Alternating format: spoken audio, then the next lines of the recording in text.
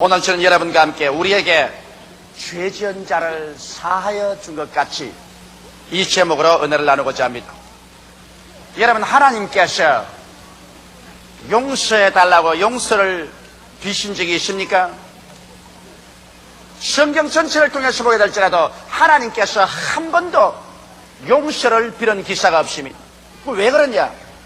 하나님은 절대 완전하신 하나님이시기 때문에 하나님께서 실수하거나 죄를 지은 적이 없고 또 실수나 죄를 지을 수도 없습니다. 그렇기 때문에 하나님께는 용서가 절대로 필요하지 않습니다.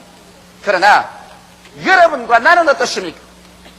우리는 시시각각으로 용서를 빌고 용서를 받지 않고는 살 수가 없습니다. 왜 그러냐? 여러분과 나는 지극히 불완전한 존재인 것입니다.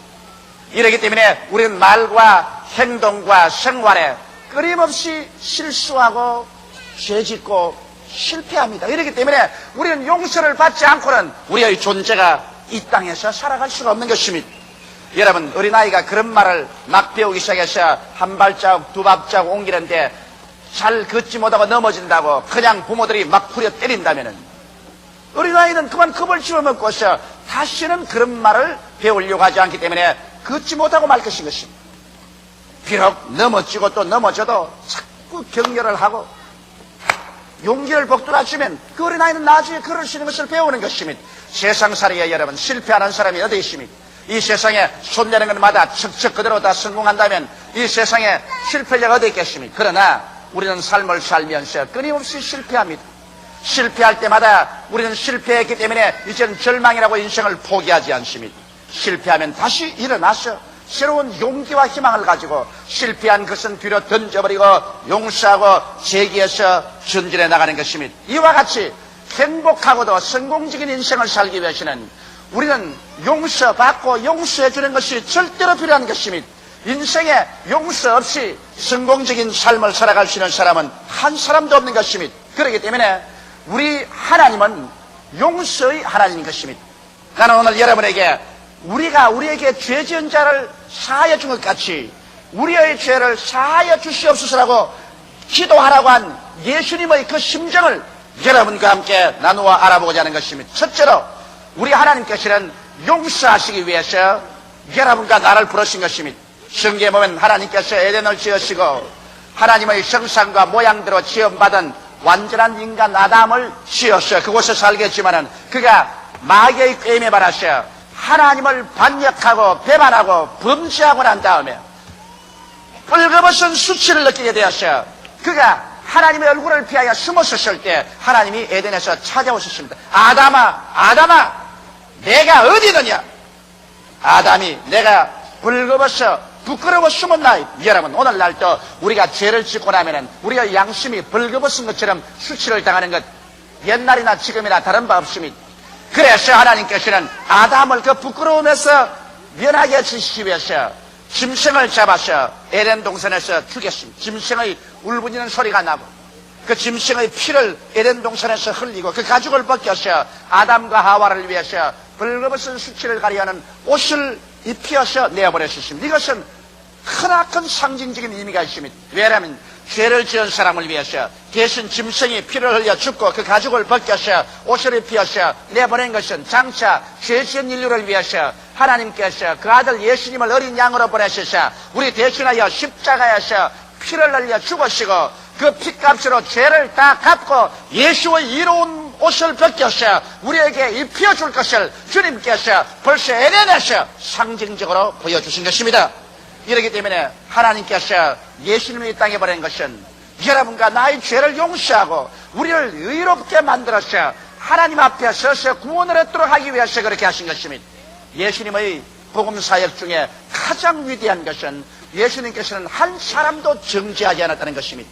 주님께서는 누구든지 회개하고 나오는 사람마다 다 용서해 주었지 주께서 붙잡아서 회개하는 사람을 정죄한 적이 없습니다. 한 번은 예수께서 성전뜰에서 말씀을 전개하고 있는데 갑자기 바리새 교인, 사두개 교인, 율법사들이 가늠하다가 현장에 잡혔다는 여자 한 사람을 무자비하게 끌고 와서 발길로 차면서 예수님이 발 앞에 던졌습니다. 그리고 예수께 이렇게 헤어나갈 수 없는 질문을 해서 올무에 잡으려고 하셨으면 주여 이 여인은 간음하다가 현장에서 잡혔습니다.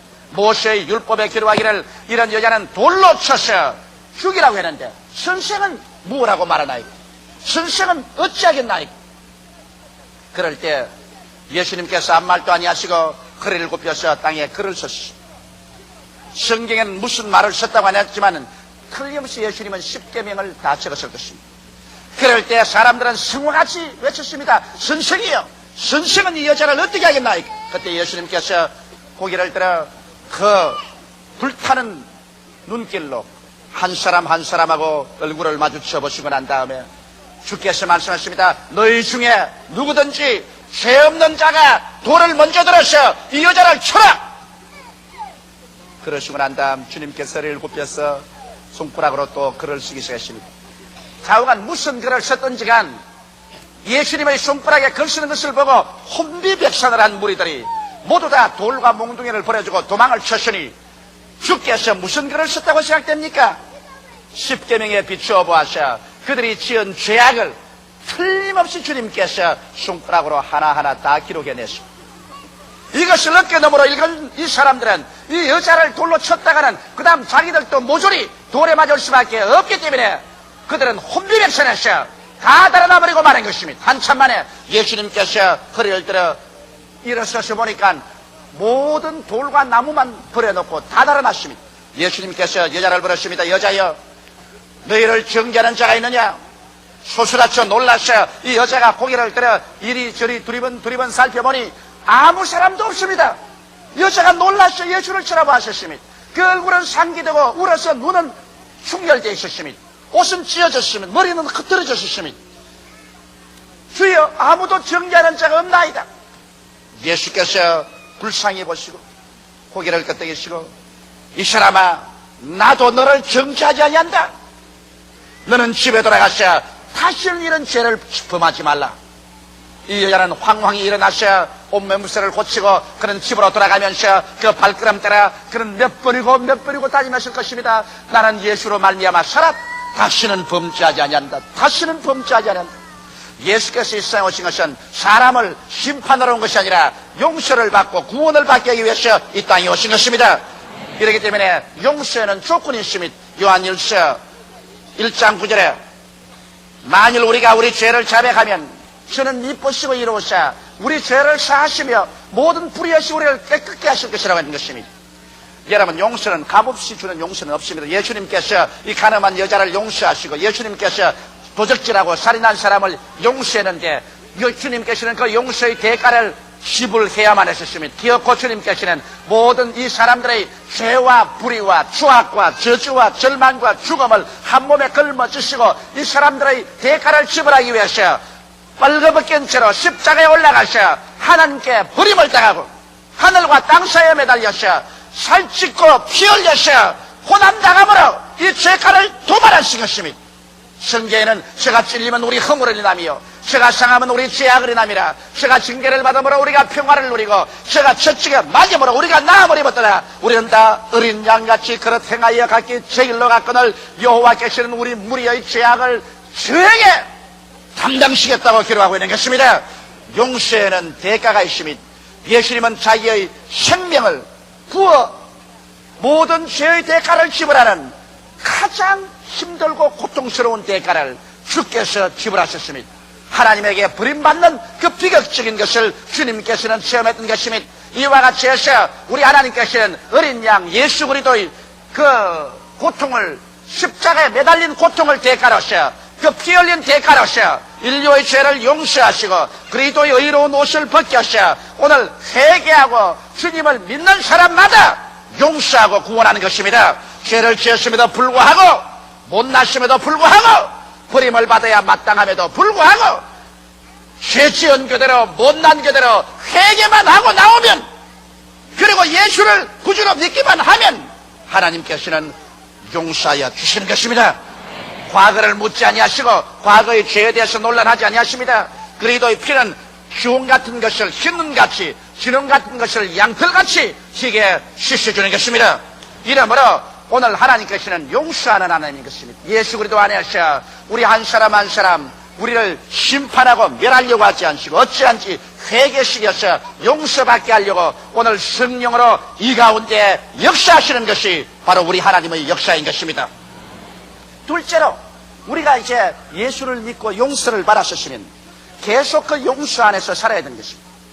우리가 한번 주님께 과거와 현재와 미래의 모든 죄를 용서받았습니다. 이제 계속 우리는 용서 안에서 살고 더 깊은 용서 속에 들어가서 하나님께 더 가까이 나가야 되는 것입니다. 그러기 위해서는 어떻게 해야 될까요? 나와 이웃과의 관계에 있어서 계속해서 용서를 해줘야 되는 것입니다. 성경 예수께서 성경에 우리가 우리에게 죄진 자를 사하여 준 것 같이 우리의 죄를 사하여 주옵시고라고 가르쳤습니다. 이것은 죄인들에게 가르친 것이 아니라 이미 예수를 믿고 구원받은 제자들에게 이와 같은 기도를 늘 하라고 하는 것입니다. 이제 우리가 한번 구원의 용서를 받고 난 다음 계속 우리가 깊이 용서받고 하나님께 깊이 사랑받고 은혜 받기 위해서는 우리가 용서 속에 살아야 되는 것입니다. 이 용서 속에 살기 위해서는 내가 하나님께 용서를 구하는 것과 같이 내가 남의 죄를 용서해 주어야 하나님의 용서를 계속 받을 수 있다는 것입니다. 이것이 우리에게 힘든 일입니다. 그러나 이제는 예수 믿는 사람은 내가 계속 하나님께 용서를 받고 하나님의 은혜를 입고 성령의 역사를 받기 위해서는 계속 우리의 이웃을 용서해야 됩니다. 남편을 계속 용서해야 됩니다. 아내를 계속 용서해야 됩니다. 자녀를 용서하고 부모를 용서하고 내가 이웃이 내게 범죄할 때 그것을 계속 용서하면서 나가야 될 용서의 무거운 책임을 걸머지고 있는 것입니다. 마태복음 18장 23절로 35절에 보면 예수께서 여기에 대한 놀라운 비유의 말씀을 하셨습니다. 어느 한 임금이 계셨는데 그 임금이 한 부하에게 1만 달러 돈을 빌려줬습니다. 그런데 그 부하가 1만 달란트를 갚을 수가 없었습니다. 돈을 갚을 날이 왔는데 돈을 갚을 생각도 못하고 갚을 돈도 없으니까 임금이 명령을 해서 그 모든 처자를 다 잡아 종으로 팔고 그의 집과 재산을 다 팔아서 빚을 갚도록 하라고 명령하셨습니다. 그러자 이 사람이 임금에게 와서 그냥 머리를 조아리고 임금님께 사정을 합니다. 임금님, 내게 말미를 주시옵소서. 시간만 주시면 내가 어찌하는지 이 빚을 갚겠나이다. 그러므로 시간을 주시옵소서. 간청하고 사정했습니다. 그러자 임금이 그를 측은히 여기시고 불쌍히 여기셨어요. 그래서 그 1만 달란트의 빚을 다 탕감해 줬으면 좋다. 나는 다 탕감한다. 이제는 너 안 갚아도 좋다. 그러므로 돌아가라. 그래서 이 사람이 1만 달란트 탕감을 받고 난 다음 아주 기분이 좋아서 밖으로 나왔는데 집으로 돌아오는 길에 자기와 동료 한 사람을 만나는데 이 사람은 100데나리온 빚을 진 사람인 것입니다. 그 사람을 잡자마자 멱살을 쥐고서 야, 이 녀석아, 너 내게 100데나리온 빚진 것 갚아라.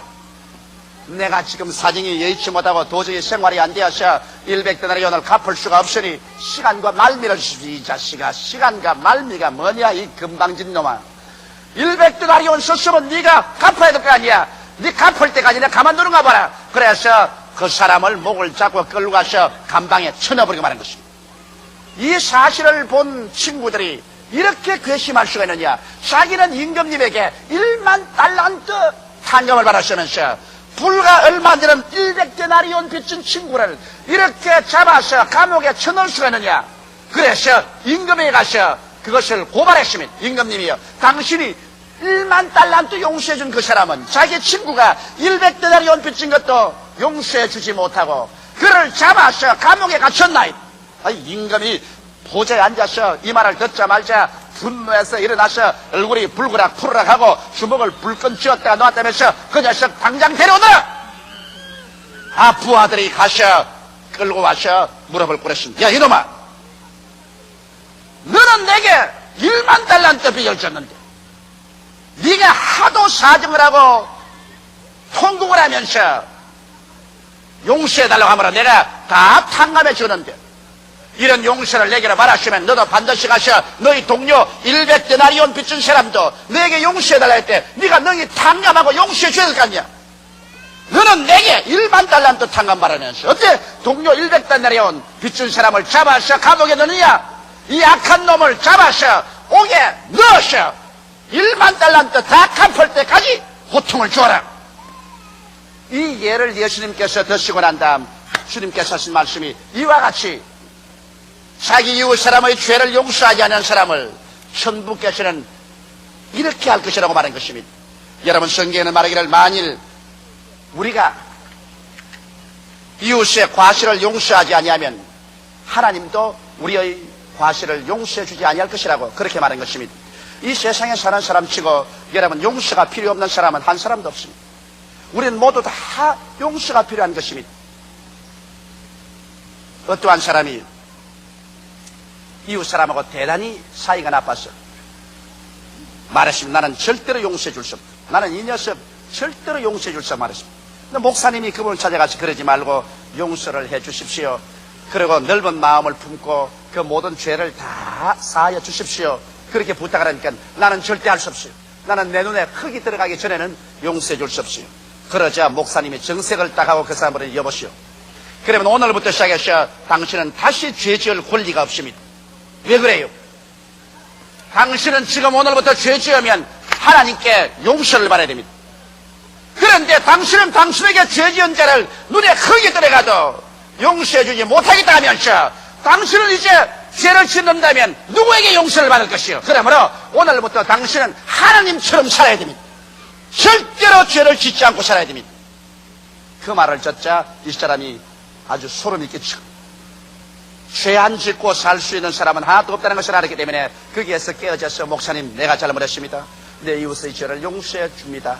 그렇게 회개했던 말을 제가 그래서 읽어본 적이 있는 것입니다. 여러분, 이 세상에 살면서 하나님 이외에는 완전한 사람이 아무도 없어요. 하나님은 용서가 필요 없어요. 하나님은 죄 짓는 것도 없고 실패도 하지 않습니다. 그러나 사람은 끊임없이 죄를 짓고 용서합니다. 여러분, 주위의 자연 환경을 보십시오.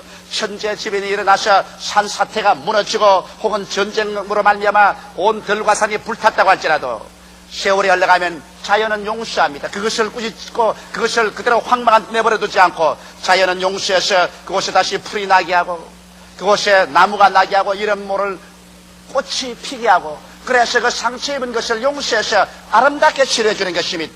자연도 상처 입은 것을 치료하거든 하물며 사람들이 서로의 죄를 용서하고 그 상처를 치료할 줄 모른다면 이 사람은 절대로 하나님 앞에 용서받을 수 있는 자격이 없는 것입니다.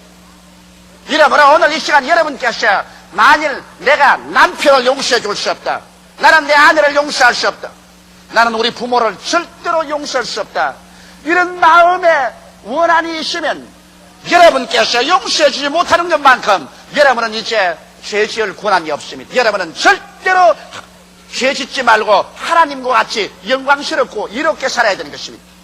왜? 내가 이웃을 용서 안 하면 하나님께서도 나를 용서하지 아니할 것이기 때문인 것입니다.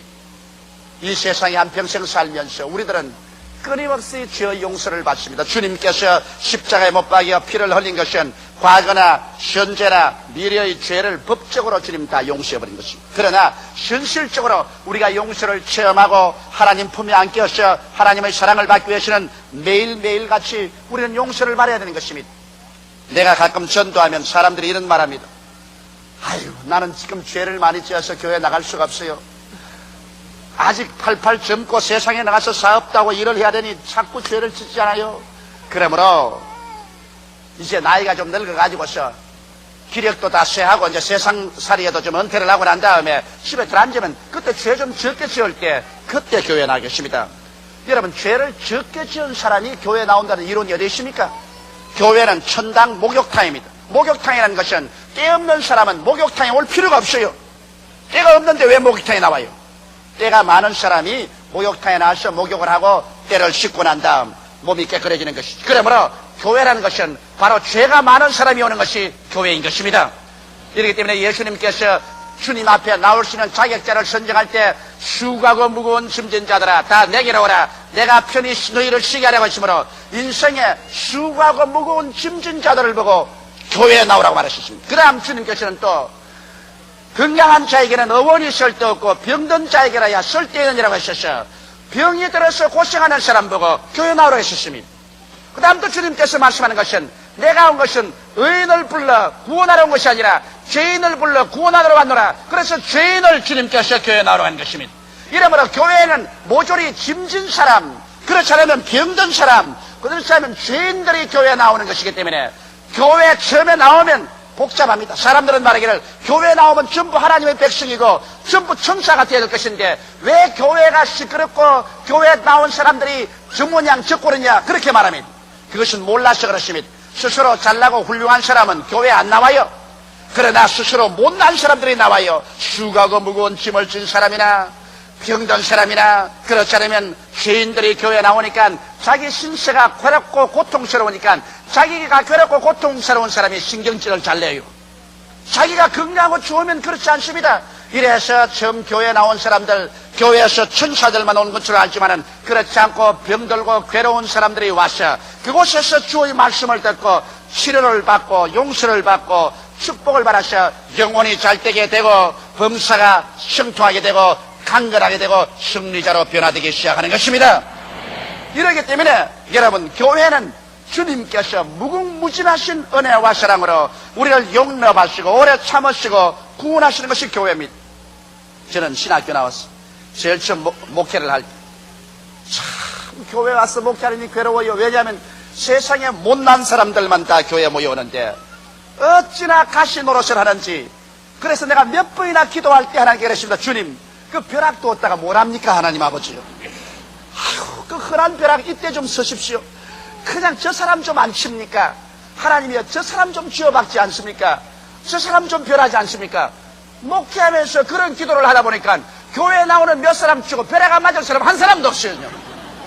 모두 다 시험에 든 사람들이고 모두 다 괴로운 사람들이니까 다 괴로움을 끼치니까 그렇게 기도하다 보니까 교회에 나왔다가 모두 다 벼락 맞고 말 사람들인 것입니다.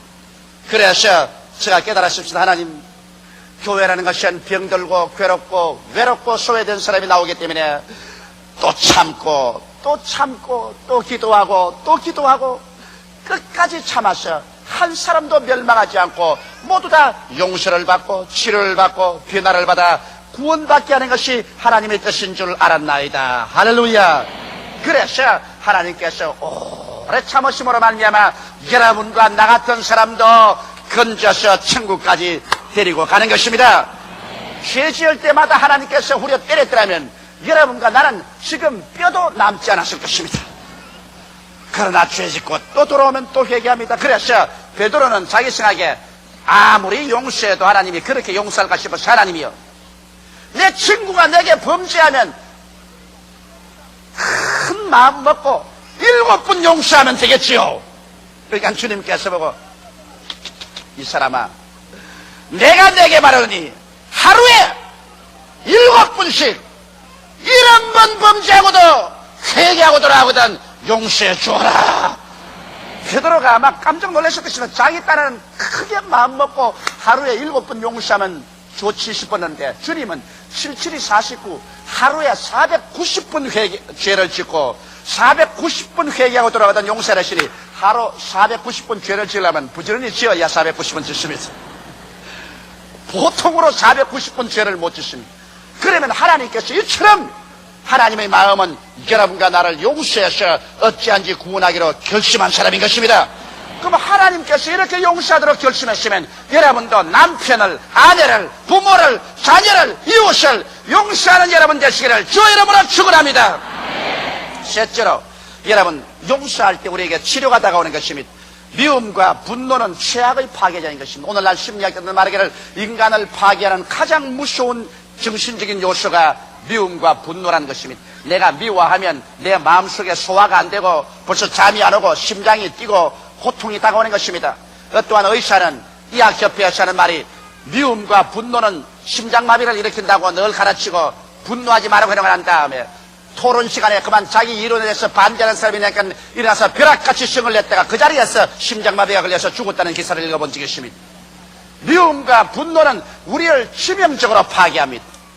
그러므로 말미암아 우리는 언제나 용서를 빌어야 되는 것입니다. 우리가 남을 용서하려고 할 때 내가 치료를 받습니다. 내가 남의 얼굴에 흙 칠하려면 내 손에 흙 먼저 칠해야 되는 것처럼 남을 미워하거나 분노하려면 내 스스로 영혼 속에 쓴 물이 생겨야 되는 것입니다. 쓴 뿌리가 생겨야 되는 것입니다. 그러므로 남을 용서할 때 먼저 자아가 치료받아서 내 마음이 편안해집니다. 여러분 한번 생각해 보십시오. 부부간에 싸움하고 밤에 서로 등을 돌이켜서 뚫어 누워있을 때 밤새도록 달콤한 잠이 없니까?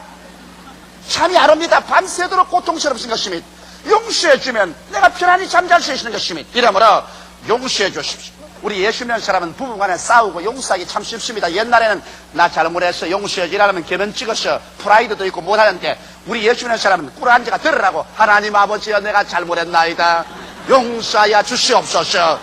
그럼 직접 용서도 안 구하고 하나님을 통해서 제3자를 통해서 다 해결하고 마는 것입니다. 얼마나 좋은 기도 방법인지 알 수가 없어요.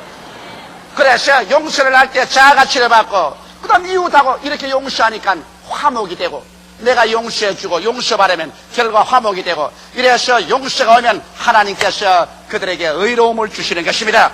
용서한 사람에게 주님께서 깊은 의로움을 주어서 하나님의 깊은 품 안으로 들어올 수 있게 해주는 것입니다. 기도가 깊어질 수 있고 믿음이 깊어질 수 있고 하나님의 사랑의 용서를 통해서 깊어져서 하나님과의 교제가 깊어지고 강해지면 그 사람의 믿음의 역사가 활발하게 일어나서 무엇이든지 하나님께 주의 이름으로 구하는 것마다 얻을 수 있는 기적이 일어나게 되는 것입니다. 용서는 용서받는 사람보다 용서하는 자가 희생을 감당하고 십자가를 걸머집니다.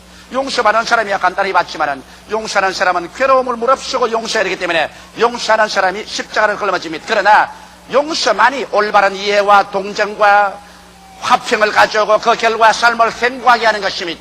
예수님의 십자가 고난을 통하여 용서받는 우리들은 믿을 때부터 이미 남을 용서해야 될義務를 지고 책임을 지고 태어나셨습니다. 우리 예수 믿는 사람은 내게 예수님이 용서해 준 것처럼 이제 나도 끊임없이 용서의 빚을 걸머쥐고 매일매일 이 세상을 살 동안에 용서하면서 살아가야만 하는 것입니다. 기도드리겠습니다. 살아계신 우리 하나님 아버지, 주께서 죄를 짓고 불의하며 추악하고 버림을 받아야 마땅한 우리들을 용서해 주신 것처럼 이제 예수 믿는 우리들은 용서의 빚을 받았으므로 아버지여 만나는 사람마다 최선을 다해서 용서해서 구원할 수 있는 길을 걸어가도록 하여 주시옵소서. 마귀가 오는 것은 도적질하고 죽이고 멸망시키는 것뿐이지만은 하나님의 아들이 온 것은 양으로 생명을 얻게 하고 더 풍성히 얻게 하려 왔사오니 우리 아버지 하나님이시여 예수님과 손을 잡고 용서하고 오래 참음으로 말미암아 모든 사람이 구원에 이르도록 하여 주시옵소서. 예수님 이름 받들어 기도드리옵나이다. 아멘.